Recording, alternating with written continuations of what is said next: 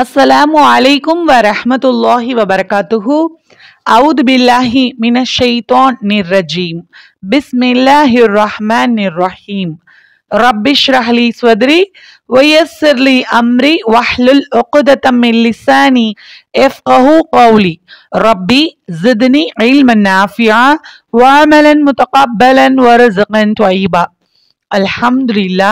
நம்ம last video என்ன பார்த்தோம்னா முதாஃப் இலைஹி அப்படின்னு வரக்கூடிய இலாஃபத் அப்படிங்கிற தலைப்புக்கு கீழே நம்ம பார்த்தோம். அதாவது இணைப்பு அப்படிங்கிறத குறிக்கும். மேலும் இலாஃபத் அப்படின்னா அடிஷன் அப்படின்னு சொல்லி கொடுத்துருக்கேன் இல்லையா. முலாஃப் அப்படின்னு சொன்னால் ஆடட் ஒன். முலாஃப் இலைஹினா அடிஷன் டு இட், இதன் பக்கம் இணைக்கப்பட்டது, இதன் பக்கம் சேர்க்கப்பட்டது, கூட்டப்பட்டது அப்படின்னு வச்சுக்கலாம். ஓகேங்களா. ஸோ முலாஃப் இலைஹி. முலாஃப்னா இணைக்கக்கூடியது, முலாஃப் இலைஹினா எதன் பக்கம் இணைக்குதோ அது இணைக்கப்பட்டது. இணைக்கக்கூடிய வார்த்தை, இணைக்கப்பட்ட வார்த்தை அப்படின்னு நீங்கள் தெளிவாக விளக்கத்தில் எழுதிக்கலாம். அதை நான் திரும்ப திரும்ப சொல்லியிருக்கேன். இந்த லெசன் தான் நம்ம பார்த்துட்ருக்கோம். லாஸ்ட் வீக் அந்த வீடியோவில் நம்ம அதை தான் பார்த்தோம். அதில் நிறைய விஷயங்கள் நான் சொல்லிகிட்டு இருக்கேன்.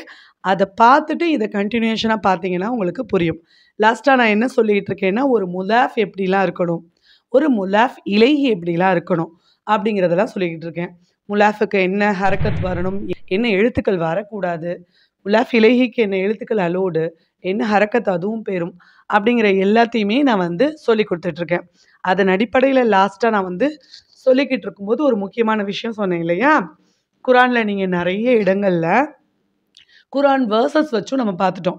குலூபுஹும் சமஇஹிம் ஆதானிஹிம் இதெல்லாம் பார்த்தோம் இல்லையா. அப்போது அந்த ஹூ ஹுமா ஹும் ஹா ஹுமா ஹுன்ன க குமா கும் கீ குமா குன்ன ஈனா இப்படி இருக்கக்கூடிய முத்தசிலான லமீர்கள் எல்லாமே முதாஃப் இலைஹியாக தான் இருக்கும் அப்படிங்கிறத நான் திரும்ப திரும்ப அந்த வீடியோவில் சொல்லியிருக்கேன். ஸோ அதோட கண்டினியூஷன் தான் இப்போ பார்க்க போகிறோம். ஸோ அதை உங்களுக்கு புரிஞ்சிருக்கும். ஓகேவா. ஸோ முலாஃப் இலைஹி இந்த மாதிரியான வார்த்தைகளில் வரலன்னா ஒரு லமீரா வந்தாலும் அது என்னது உடையன்ற அர்த்தத்தில் முதாஃப் இலைஹி இரண்டு இஸ்முகள் இணைக்கப்பட்டது தான் அப்படின்னு சொன்னேன் இல்லையா. அதை தொடர்ந்து பார்ப்போம்.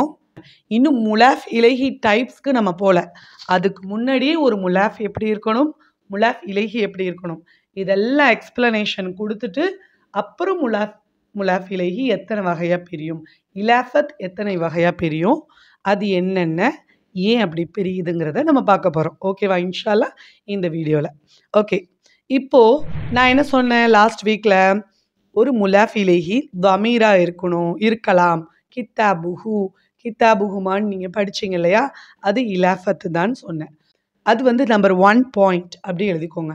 நம்பர் 2 பாயிண்ட் ஒரு முலாஃப் இலைஹி எப்படிலாம் இருக்கலாங்கிறத மட்டும் நான் சொல்லிக்கிட்டு இருக்கேன்.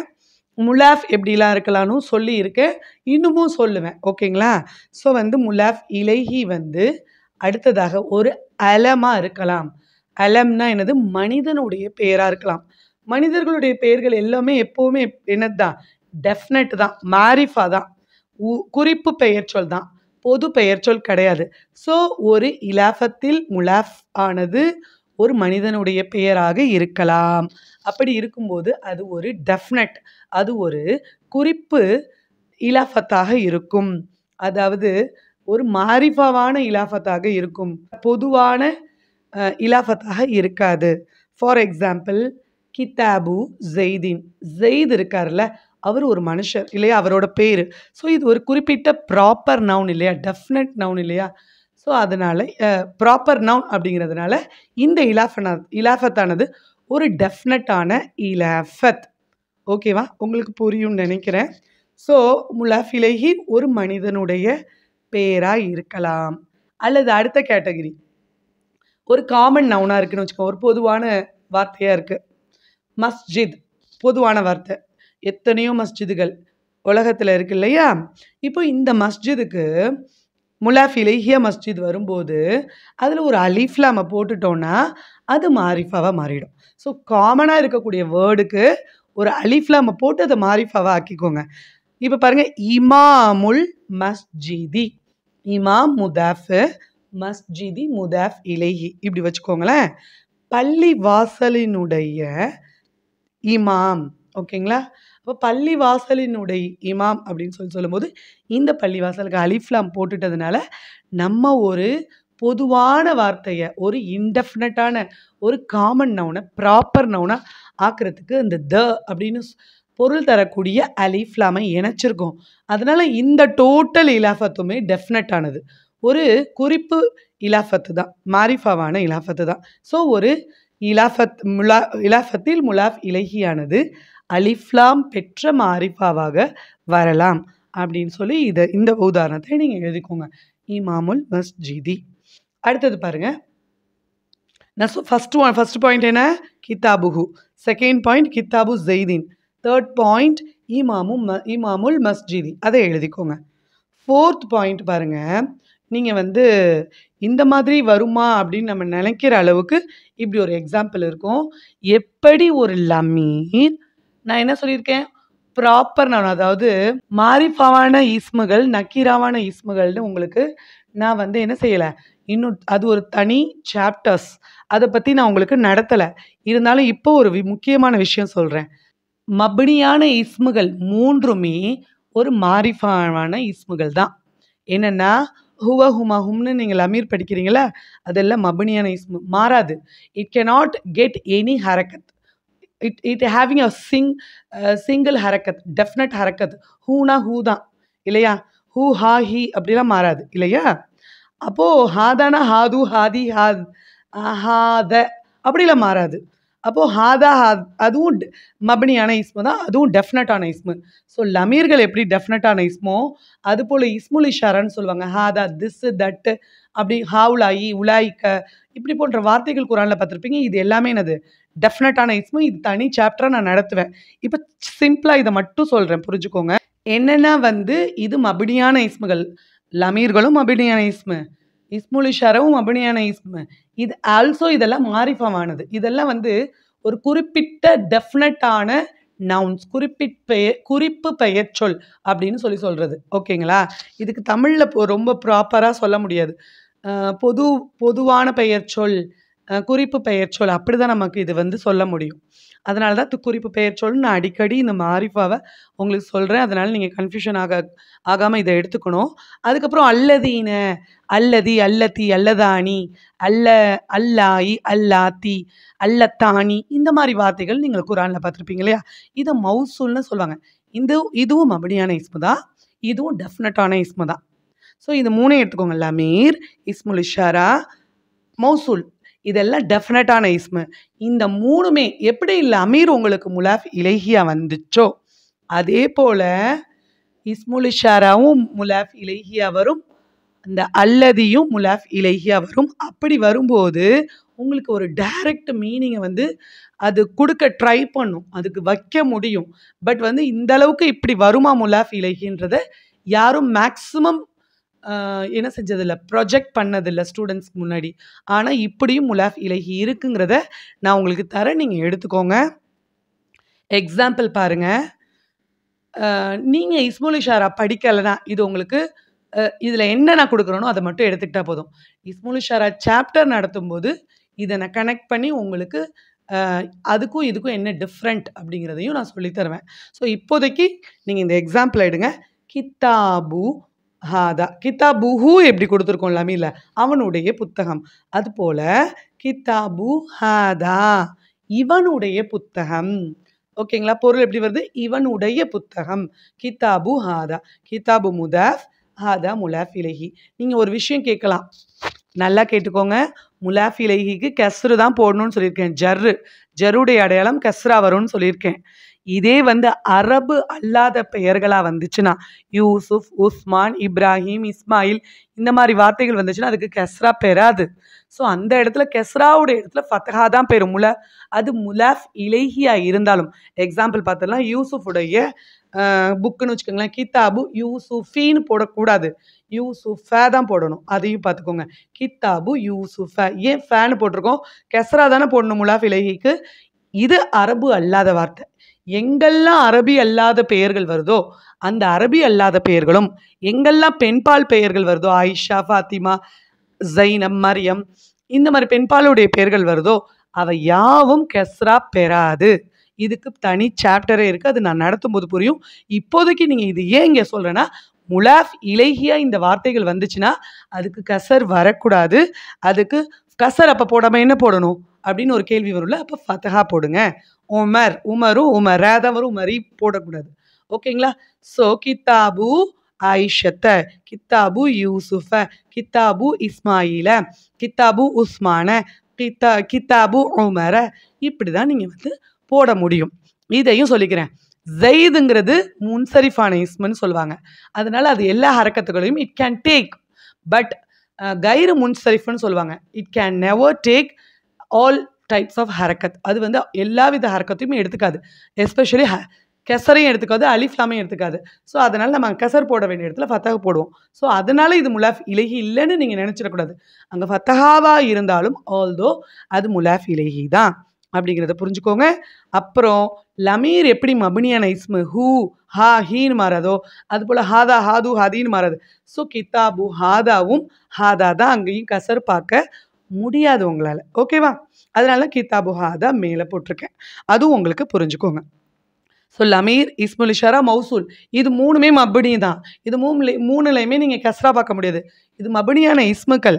ஓகேவா? அடுத்தது பாருங்க. கித்தாபுல்லதி ஜாஅனி, என்னிடத்தில் வந்தானே அப்படிப்பட்டவனுடைய புத்தகம். ஜாஅனினா என்னிடத்தில் வந்தானே, எவன் வந்தானோ அவன். ஹூ அல்லதி அப்படிப்பட்டவனுடைய புத்தகம். கிதாபுல்லதி ஜாஅனி, இந்த இடத்துல கிதாப் முதாஃப், அல்லதி முலாஃப் இலைஹி. ஓகேவா? இங்கேயும் நீங்கள் என்ன பார்க்க முடியாது, இந்த முலாஃப் இலைஹிக்கு கெஸ்ரா பார்க்க முடியாது. ஏன்னா இது மபினியான இஸ்மு. இதெல்லாம் இப்படியெல்லாம் ஒரு கோட்டிங் இருக்குது. முலாஃப் இலைஹி இப்படிலாம் வருங்கிறத நீங்கள் ஜஸ்ட் புரிஞ்சுக்கோங்க. அதோடைய அண்டர்ஸ்டாண்டுக்காக தான் இதை நான் உங்களுக்கு போட்டிருக்கேன். அதே போல் இன்னொரு முக்கியமான பாயிண்ட், முலாஃப் இலைஹியா ஒரு இஸ்திஃப்ஹாமுடைய வார்த்தை. பர்டிகுலராக இந்த வார்த்தை மட்டும் வரும். அதாவது மண் அப்படிங்கிற வார்த்தை இருக்கு இல்லையா, யார் அப்படிங்கிற வார்த்தை. இதை வந்து இஸ்முல் இஸ்திஃப்ஹாம் அப்படின்னு சில ஸ்காலர்ஸ் சொல்கிறாங்க மண்ணை. சில பேர் ஹர்ஃபுல் இஸ்திஃப்ஹாம் அப்படின்னு சொல்கிறாங்க. ஓகேவா? இப்போ இந்த மண் வந்து முலாஃப் இலைஹியா வரும். எப்படி வரும் அப்படின்றத பாருங்க.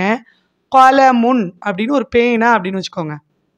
இது யாருடைய பேனா அப்படின்னு சொல்லி கேட்கும்போது கலமு மண் அப்படின்னு போடுறது வழக்கம் இருக்கு. ஸோ இந்த மண்ணும் முலாஃப் இலைஹியா வரும். இந்த மண்ணு மபினியானது. இது வந்து என்னது, ஹரக்கத்தெல்லாம் பார்க்க முடியாது. அதுவும் இதில் சேர்ந்துக்கும் அப்படிங்கிறத நீங்கள் வந்து புரிஞ்சுக்கோங்க. ஓகேவா? முலாஃப் இலைஹியா இந்த மண் வருவதற்கு வாய்ப்பு இருக்கு அப்படிங்கிறத நீங்கள் இன்ஷால்லா அண்டர்ஸ்டாண்ட் பண்ணிக்கிட்டா ஹைரா இருக்கும். ஓகேவா? இப்போ முதாஃப் இலைஹி எப்படியெல்லாம் வரும் அப்படிங்கிறத நான் ஒரு கிளான்ஸ் உங்களுக்கு சொல்லி கொடுத்தேன். அது ஒரு லமீரா இருக்கலாம், அது ஒரு இஸ்முல் இஷாராவாக இருக்கலாம், அது ஒரு மௌசூலாக இருக்கலாம். ஓகேங்களா? ஸோ அது வந்து மாரிஃபாவான இஸ்மா இருக்கலாம், அது ஒரு நக்கீராவான இஸ்மா இருக்கலாம், அது அரபு அல்லாத பெயர்களான இஸ்முகளாக இருக்கலாம். அப்படி இருந்துச்சுன்னு சொன்னால் கெசர் பெறாது. இதுக்குள்ளெல்லாம் நம்ம வந்து கெசர் பார்க்க முடியாது. அன்லஸ் அது முன்சரிஃபான இஸ்மா இருந்தால் மட்டும்தான் நம்மளால் அதில் கெசர் பார்க்க முடியும். அப்படிங்கிறதுல நீங்கள் தெளிவாக நோட்ஸாக எழுதி இத்தனை எக்ஸாம்பிள்ஸையும் நீங்கள் எழுதிருங்க. ஓகேவா? அடுத்தது முதாஃப் இருமையாக இருந்துச்சுன்னா, பன்மையாக இருந்துச்சுன்னா எப்படியெல்லாம் அப்படிங்கிறதெல்லாம் பார்த்துட்டு, மேலும் முலாஃப் இன்னும் என்னவாலாம் முலாஃப் இருக்கலாம் அப்படின்றதையும் நம்ம பார்க்கலாம். ஓகேவா? வாங்க.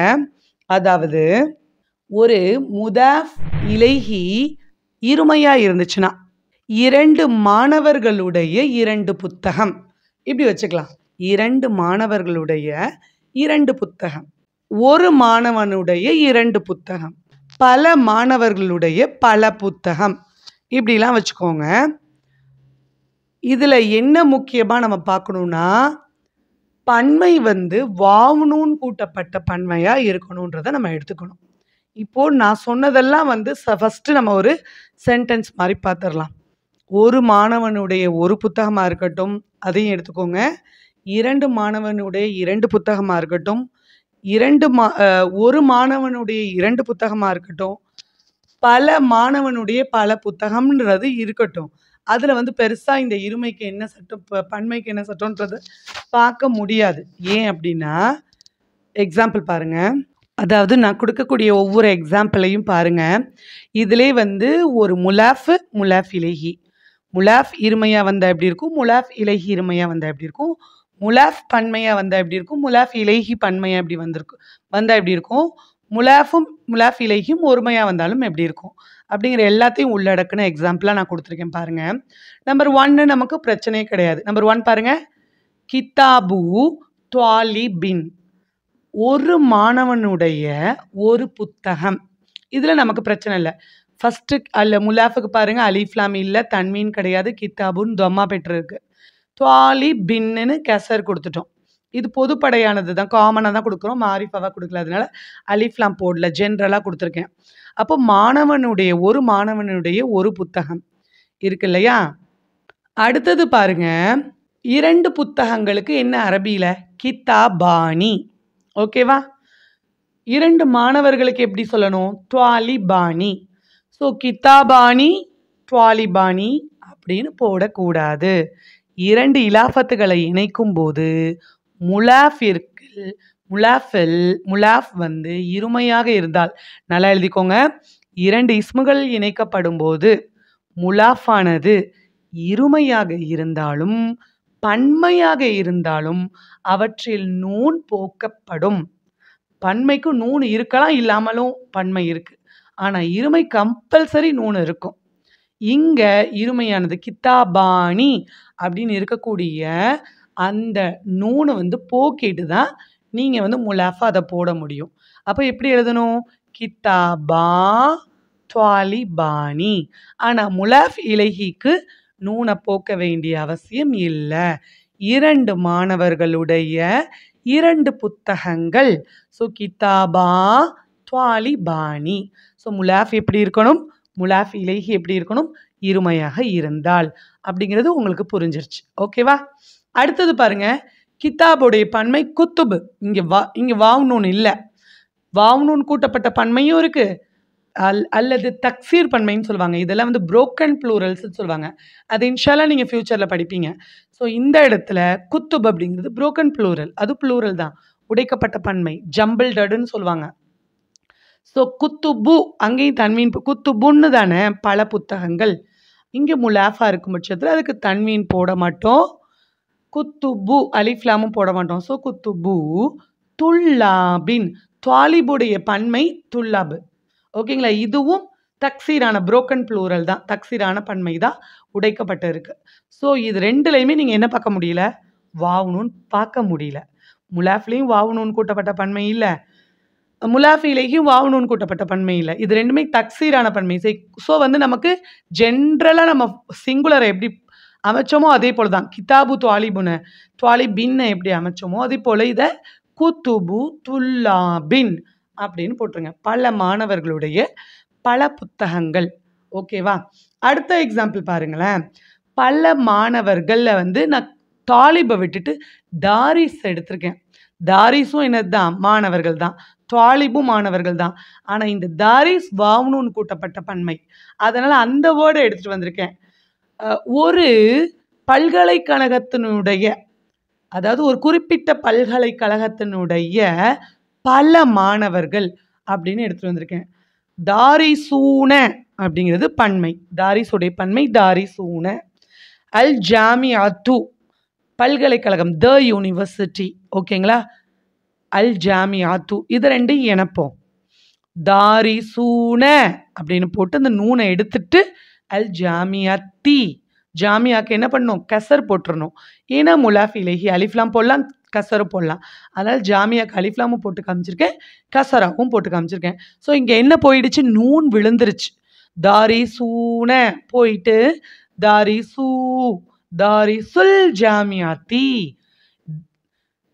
the university, the students of the university, the students of the university, அதாவது பல்கலைக்கழகத்தினுடைய மாணவர்கள், யூனிவர்சிட்டிஸ் ஸ்டூடெண்ட்ஸ், யூனிவர்சிட்டிஸ் அப்படின்னு போட்டு எஸ் போட்டு அதுக்கு மேலே அப்பாஸ்ட் போட்டிங்கன்னா அது பொசசிவாக வரும் இங்கிலீஷில்.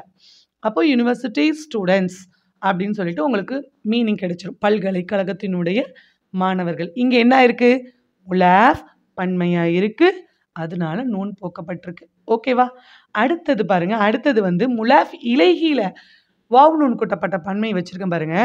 பல மாணவர்களுடைய பல புத்தகம்னு கொண்டு வந்திருக்கேன். அந்த துவாலிப துல்லாப் இருக்கு இல்லையா, அதை எடுத்துட்டு தாரிசூனை யூஸ் பண்ணியிருக்கேன். ஜஸ்ட் பாருங்க, குத்துபு தன்வீன் போடக்கூடாது. பல புத்தகங்களுக்கு நமக்கு இருக்கு. இது தக்சீரான ப்ளூரல் தான், அதாவது புரோக்கன் ப்ளூரல் தான். உடைக்கப்பட்ட பன்மை குத்துபு போட்டோம். ஆனால் பல மாணவர்களை வந்து நம்ம துல்லாப் எடுக்காம தாரிசூனை எடுத்திருக்கோம். தாரிசூன. ஸோ குத்துபு தாரிசூன, பல மாணவர்களுடைய பல புத்தகங்கள். ஸோ இதுவும் முலாஃப் முலாஃப் இலகி ரெண்டுமே ப்ளூரலாக இருக்குது. ஸோ சிங்குலராகவும் டூவலாகவும் ப்ளூரலாகவும் முலாஃப் வந்தால் எப்படி இருக்கும்? இப்போ இருமை பன்மை இதற்கான எக்ஸாம்பிள்ஸ் நான் நிறைய எடுத்துகிட்டு வந்திருக்கேன். அதை வச்சு நீங்கள் இன்னும் நிறைய எக்ஸாம்பிள்ஸ் பார்த்தா உங்களுக்கு புரிஞ்சிடும். அந்த எக்ஸாம்பிள் ஒவ்வொன்றையும் நான் வந்து உங்களுக்கு விளக்குறேன், அது எப்படிலாம் இருந்திருக்கும் அப்படிங்கிறத. அதை பார்த்துட்டு குரானில் இருந்தும் நம்ம வந்து எக்ஸாம்பிளை இதில் பார்த்துடலாம். ஓகேங்களா? ஃபஸ்ட்டு நமக்கு எதுக்கான எக்ஸாம்பிள் பார்க்க போகிறோம் அப்படிங்கிறதுல ஒவ்வொன்றிலையும் ஒரு 5 எக்ஸாம்பிள் பார்த்துடலாம். ஃபஸ்ட்டு ஒரு காமன் நவுன் இருக்கு இல்லையா, ஒரு பொது பெயர் சொல்லு, அதை நம்ம அலிஃப்லாம் போட்டு குறிப்பு பெயர் சொல்ல ஆக்குறோம். அப்படி ஆக்கும்போது அது முலாஃப் இலைஹியா வந்துட்டு முலாஃப் இலைஹியுடைய இடத்துல இருந்துச்சுன்னா எப்படி இருக்கும் அப்படிங்கிறதுக்கான எக்ஸாம்பிள் பார்ப்போம். குழந்தையின் கை அப்படின்னு வச்சுக்கோங்க. சந்திரனின் ஒளி, இரவின் இருள், ஆற்றின் கரை, மரத்தின் கிளை, இதெல்லாம் எடுத்துக்கோங்க. இப்போ இதெல்லாம் பொதுவான வார்த்தை. அதாவது குழந்தை உடைய, இந்த உடையன்றது எதில் வந்திருக்கு? குழந்தையில் வந்திருக்கு. அப்போ அதுதான் 2வது வார்த்தையாக வரும். நான் சொல்லியிருக்கேன், உடையன்னு எந்த வார்த்தையில் அமையுதோ அதை 2வதாக போடுங்க. அப்போது இவங்களுடைய அது அப்படிங்கும்போது அதை முன்னாடியே போடுங்க, முலாஃபாக போடுங்கன்னு நான் போன வீடியோவில் திரும்ப சொல்லியிருப்பேன். உடையன்றது வந்து முலாஃப் இலைஹியாக வந்திருக்கணும். அப்போ முலாஃப் இலைஹியில் தான் உடைய வார்த்தை ஜாயின் ஆகணும். ஓகேங்களா? ஏன்னா அரபியை பொறுத்த வரைக்கும் பேக் சைடாக படித்தாதான் நமக்கு டைரக்ட் பொருள் கிடைக்கும். அப்போது குழந்தையினுடைய கை, அப்போ கையை தான் ஃபஸ்ட்டு நம்ம எழுதணும். கைக்கு என்ன அரபியில் எதுன் இல்லையா? ஸோ எதுன் அப்படி தன்வீன் போடாமல் எது அப்படின்னு போட்டிருக்கோம். நம்ம இங்கே வந்து இதை மாரிஃபா காமன் நவுனாக இருக்கும். திஃப்ல்னா ஜென்ரலாக குழந்தை. இப்போ இதை மாரிஃபாவாக ஆக்கியிருக்கோம். அதனால் அலிஃப்லாம் போட்டு அத்திஃப்லு, சாரி அத்திஃப்லி, திஃப்ல் இருக்கு இல்லையா, அதுக்கு அலிஃப்லாம் போட்டு முலாஃப் இலைஹி அப்படியா இருக்கிறதுனால அதை கசர் போட்டுருங்க. அப்போது எது திஃப்லி, குழந்தையினுடைய கை. ஓகேவா? அதுக்கப்புறம் லவ் உன் அப்படின்னா ஒளி, கமர் அப்படின்னா சந்திரன் இல்லையா? லவ் உன் அப்படி போடாமல் லவ் உ தன்வீன் போடக்கூடாது. அல் கமரி, சந்திரனுடைய ஒளி. லவ் உல் கமரி, லவ் உல் கமரி. ஓகேயா? இங்கே நம்ம கமருன்ற வார்த்தையை நம்ம ப்ராப்பர் நவுனாக தான் யூஸ் பண்ண முடியும். ஓகேங்களா? அதனால் நம்ம அலிஃப்லாம் போட்டு இங்கே கமர் கமரி அப்படின்னு போட்டிருக்கோம். ஓகேவா? அடுத்தது இருளுக்கு என்னது? லலாமுன் அப்படிங்கிறது. லைல் அப்படின்னா இரவு. லலாமு தன்வீன் இல்லாமல் போட்டுக்கோங்க. அல் லைலி, லலாமுல் லைலி, இரவினுடைய இருள். அடுத்தது ஆற்றினுடைய கரை. கரைக்கு என்னது? ஷாத்தி உன், ஷாத்தி உன். ஆறுக்கு நஹ்ரு, ஷாத்தி உ அன் நஹ்ரி, ஷாத்தி உன் நஹ்ரி. ஓகேங்களா? ஆற்றினுடைய கரை. அடுத்தது குஸ்னு, குஸ்னுன் அப்படின்னா கிளை. குஸ்னுன்னா என்னது? பிரான்ச், மரத்துடைய பிரான்ச். ஸோ குஸ்னு இதுக்கு மரத்துக்கு ஷஜருன். ஓகேங்களா? ஸோ குஸ்னு தன்வீன் இல்லாமல் போட்டுட்டு அஷஜரி, குஸ்னு ஷஜரி. ஓகேங்களா? மரத்தினுடைய கிளை அப்படின்னு உங்களுக்கு கிடச்சிருச்சு. ஸோ இது எல்லாமே காமன் நவுனை ப்ராப்பர் நவுனாக ஆக்குற வேயாக நம்ம வந்து இதை பண்ணியிருக்கோம். எது ப்ராப்பர் நவுன் ஆக்கியிருக்கோம்? முலாஃப் இலைஹிய அலிஃப்லாம் போட்டு. ஓகேங்களா?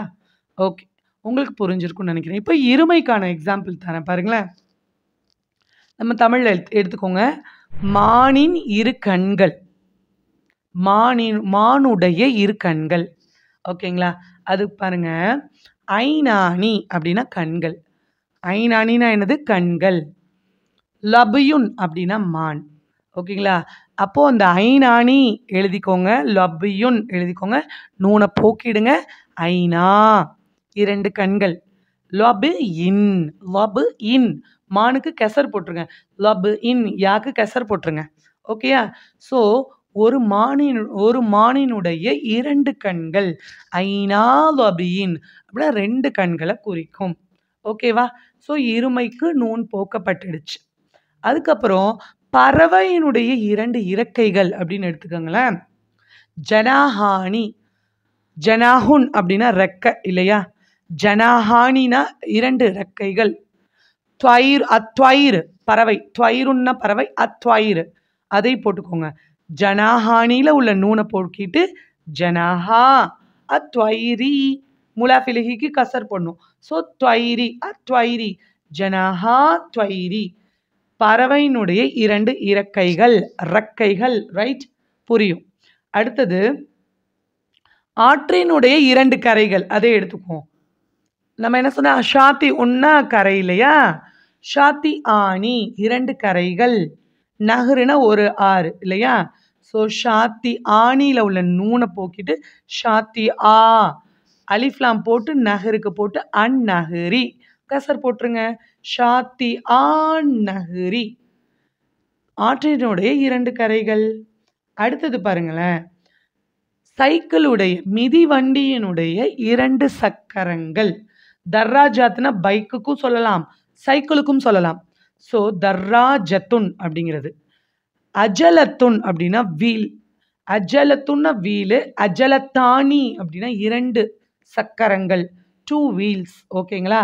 ஸோ அஜலத்தானியில் உள்ள நூனை போக்கி அஜலத்தா அத்தர்ராஜத்தி அலிஃப்லாம் போட்டு அத்தர்ராஜத்தி கெசர் போட்டுருங்க. ஸோ அஜலத்தா அஜலத்தா தர்ராஜதி. அஜலத்தா தர்ராஜதி. ரைட்டா? மிதி வண்டியினுடைய 2 சக்கரங்கள். ஸோ இருமைக்கு உங்களுக்கு புரிஞ்சிருக்கும்னு நினைக்கிறேன். அல்ஹம்துலில்லாஹ் நீங்கள் இந்த எக்ஸாம்பிள்ஸ்லாம் ரொம்ப தெளிவாக எடுத்து எழுதிக்கலாம்.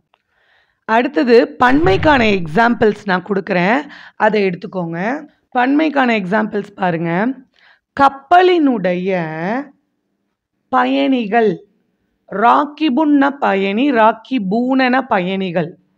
ராக்கிபூன அப்படின்னா பயணிகள். சஃபீனத்துன் அப்படின்னா கப்பல். சஃபீனத்துன்னா கப்பல். ஸோ ராக்கிபூனல உள்ள நூனை போக்கிட்டு ராக்கிபூனங்கிறனா பயணிகள். சஃபீனத்துன் அப்படின்னா கப்பல். ஸோ ராக்கிபூனல ஒன்று நூனை கட் பண்ணிட்டு ராக்கிபூ அப்படின்னு வந்துடும். அஸ்ஸஃபீனத்தி கப்பலினுடைய பயணிகள். ராக்கிபூ சஃபீனத்தி கப்பலினுடைய பயணிகள். ஓகேவா? அடுத்தது பாருங்களேன். கரியத்துன்னா ஊர். கரியா அப்படின்னா ஒரு வில்லேஜ் அப்படின்னு எடுத்துக்கலாம். அந்த வில்லேஜில் எல்லாருமே ரொம்ப உண்மை பேசுகிறவங்களா இருப்பாங்கன்னு வச்சுக்கோங்க. அப்போ ஒரு கிராமத்தினுடைய உண்மையாளர்கள் அல்லது ஊரினுடைய உண்மையாளர்கள் அப்படின்னு வச்சுப்போமே. அப்போது உண்மையாளர்களுக்கு சுவாதிய கூன. இது வாவுனூன் கூட்டப்பட்ட பன்மை. சுவாதிய கூன. சுவாதிய கூனல உள்ள நூனை போக்கி இங்கே முதாஃபா போட்டுக்காங்க. சுவாதிய கூ அல் கரியத்தி ஊரினுடைய உண்மையாளர்கள். ஓகேவா? அடுத்தது மதரசாவினுடைய ஆசிரியர்கள் அப்படின்னு வச்சுக்கோங்களேன். முஅல்லிமூன அப்படின்னா ஆசிரியர்கள். அல் மதரசத்துனா ஸ்கூல் இல்லையா? பள்ளியினுடைய ஆசிரியர்கள். அப்போ முஅல்லிமூனல உள்ள நூனை கட் பண்ணிட்டு முஅல்லிமூ அல் மதரசத்தி. முஅல்லிமுல் மதரசத்தி மதரசாவினுடைய ஆசிரியர்கள். ரைட்டா? அடுத்தது சமுதாயத்தினுடைய நன்மையாளர்கள். முஹசினுன் அப்படின்னா நன்மையாளர்கள். முஹசினூன நன்மையாளர்கள். சமுதாயத்தினுடைய உம்மத் இல்லையா? ஸோ முஹசினூனல உள்ள நூனை கட் பண்ணிட்டு முஹசினூ அல் உம்மத்தி. ஓகேங்களா? உம்மத்தினுடைய நன்மையாளர்கள், சமுதாயத்தினுடைய நன்மையாளர்கள். எப்படி வேணாலும் நீங்கள் பொருள் வச்சுக்க முடியும். ஓகேவா? நெக்ஸ்ட் வந்து ஹாதிமூன ஊழியர்கள். ஹாதிமூனனா ஊழியர்கள். ஓகேவா? ஒரு நூலகத்துடைய ஊழியர்கள்னு வச்சுக்கோங்களேன். மக்தபத்துன் அப்படின்னா நூல் நிலையம். That is a library. அங்க வேலை பார்க்கக்கூடியவங்களா இருக்காங்கன்னு வச்சுக்கோங்களேன். ஷாப் அசிஸ்டண்ட்டா இருக்கிறாங்க. அப்போ அ ஒரு லைப்ரரியில ஒரு ஷாப் அசிஸ்டண்ட்ட நம்ம சொல்றோம்.